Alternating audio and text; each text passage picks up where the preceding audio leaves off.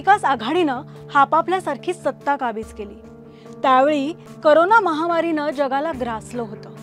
नेमकं हेच या नेत्यांच्या पथ्यावर पडलं। मेलेल्यांच्या टाळूवरचं लोणीही यांनी सोडलं नाही। राज्यात अराजकता माजवली। माझी बॅट माझा रूल, तसं माझी खुर्ची माझं पोलीस दल असं म्हणत तत्कालीन मुख्यमंत्र्यांसहित सगळ्याच नेत्यांनी जंगलराज सुरू केला। पोलिसांना आपली वैयक्तिक मालमत्ता समजून आपल्या स्वार्थासाठी वापरायला सुरू केलं। खुन्नस काढण्यासाठी, विरोध करणाऱ्या प्रत्येकाच्या मुसक्या आवळण्यासाठी पोलीस दलाचा वापर सर्रास सुरू झाला। आता हेच पहा ना, शरद पवारांविरुद्ध ट्विट करणाऱ्या 21 वर्षाच्या तरुणाला घरातून उचललं, जेरबंद केलं। त्यावेळी त्यांना अभिव्यक्ती स्वातंत्र्य वगैरे काहीच आठवलं नाही। भाजपातील एक ज्येष्ठ नेते जे पूर्वी बाळासाहेबांच्या शिवसेनेत होते, त्यांना भरल्या ताटावरून उचलण्याचा निर्लज्जपणा तत्कालीन मुख्यमंत्र्यांनी केला। इतकंच नाही तर भाजप कार्यालयावर हल्ला करणं, भाजप कार्यकर्त्यांना मारहाण करण्यापासून थेट एका निवृत्त नेव्ही अधिकाऱ्याला मारण्यापर्यंत यांची मजल गेली। कंगना रणावतचं ऑफिस देखील यांनी फोडलं। ते इथेच थांबले नाही। सुशांत सिंग राजपूतची आत्महत्या, दिशा सालियांची कथित आत्महत्या आणि याच्याशी युवराजांचा काहीतरी संबंध आहे याबद्दलच्या बातम्या माध्यमांमध्ये येऊ लागल्या। तेव्हा अर्णब गोस्वामींनी तर या प्रकरणाच्या तळाशी जायचा चंगच बांधला होता।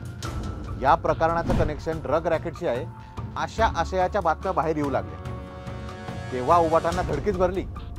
त्यांनी परमवीर सिंग यांना हाताशी धरून अर्णब गोस्वामी यांना कथित टीआरपी प्रकरणात अडकवलं आणि माध्यमाची गळचेपी करण्याचा प्रयत्न सुरू केला। खरं तर यालाच हुकुमशाही म्हणतात। एनडीए सरकारचा चेहरा म्हणजे उभाठा आणि बॅकबोन म्हणजे शरद पवार। आता यांच्या कार्यकाळात गृहमंत्रीपद अनिल देशमुखांच्या हातात होतं। त्यामुळेच कायदा आणि सुव्यवस्थेला सुरंग लावण्याच्या कामात देशमुखांबरोबरच तत्कालीन मुख्यमंत्री उभाठा देखील तितकेच जबाबदार होते। त्यांच्या नाकाखाली सगळ्या गोष्टी घडत होत्या। मग ती सचिन वाजेची उभाटांची असलेली सलगी असो वा शिवसेनेचा पदाधिकारी ड्रग माफिया ललित पाटील, ही मंडळी उभाटांच्याच मुशीत घडलेली आहे। त्यामुळेच उभाटांच्या सुपुत्राला महाराष्ट्राचा उडता महाराष्ट्र बनवायचं स्वप्न पडत असेल। म्हणूनच नाईट लाईफचा बालहट्ट त्यांनी सुरू केला होता। बरं, या सगळ्या गोंधळात त्यांना पोलीस भरती करण्याचा पुरता विसर पडला होता। एकीकडे कोरोनाशी लढा देत आपले पोलीस बांधव जीव मुठीत घेऊन ड्युटी निभावत होते। त्यात कित्येकांचा मृत्यू झाला, कित्येक जण निवृत्त झाले आणि पोलीस दलात पोकळी निर्माण होऊ लागली। मात्र नाकारत्या एमव्हीएने त्यांचा नाकारतेपणा लपवण्यासाठी कॉन्ट्रॅक्ट पोलीस भरतीचा काँग्रेस काळातला जुनाच उपाय पुढे केला आणि जेव्हा त्यांचं सरकार पडलं तेव्हा याच एमव्हीएचे नेते चोराच्या उलट्या बोंबा मारू लागले। त्यांची एकसारखी पिपाणी वाजू लागली। महाराष्ट्रात कोणाच्या घरात कप जरी फुटला तरी रोहित पवार, सुप्रिया सुळे, शरद पवार म्हणजे अख्खी पवार फॅमिली आणि अख्खी उभाठा फॅमिली एकच मागणी करू लागली की गृहमंत्री राजीनामा द्या। आता हेच पहा ना, रोहित पवार अधिवेशनात पोलीस भरतीबाबत बोलताना भडकतात काय? पोलीस हुशार चोर होऊन बाहेर पडणार वगैरे अशी वल्गना करतात। पण तुम्ही जे भगदाड पाडलाय ते बुजवण्याचा आपले सध्याचे गृहमंत्री देवेंद्रजी फडणवीस आतोनात प्रयत्न करीत आहेत आणि त्यांनी पत्रकार परिषद घेऊन तुमची पोलकोल सुद्धा केली। हा सन्माननीय उद्धव ठाकरे यांच्या सहीचा कागद आहे, फाईलचा आपल्याला दिलाय। कंत्राटी भरतीला मान्यता कोणी दिली?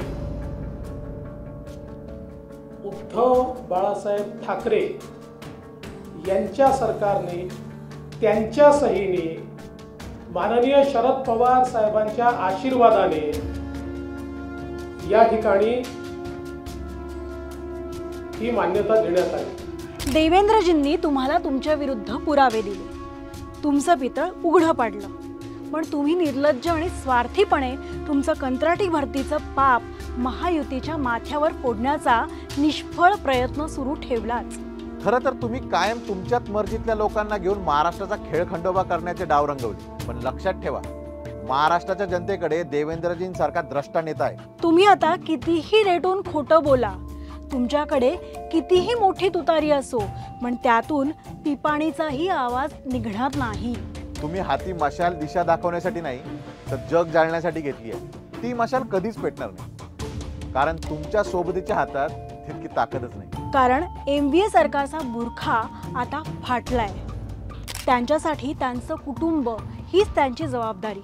आणि त्यामुळेच विकास हा त्यांच्या कुटुंबापुरताच मर्यादित आहे. त्यामुळे आता खरंच विचार करण्याची वेळ आहे. निर्णय तुमचाच आहे, कारण हा देश आपला आहे हे राज्य आपलं आहे आणि ते कोणाच्या हातात द्यायचं हा हा निर्णय देखील आपलाच आहे. जय हिंद, जय महाराष्ट्र.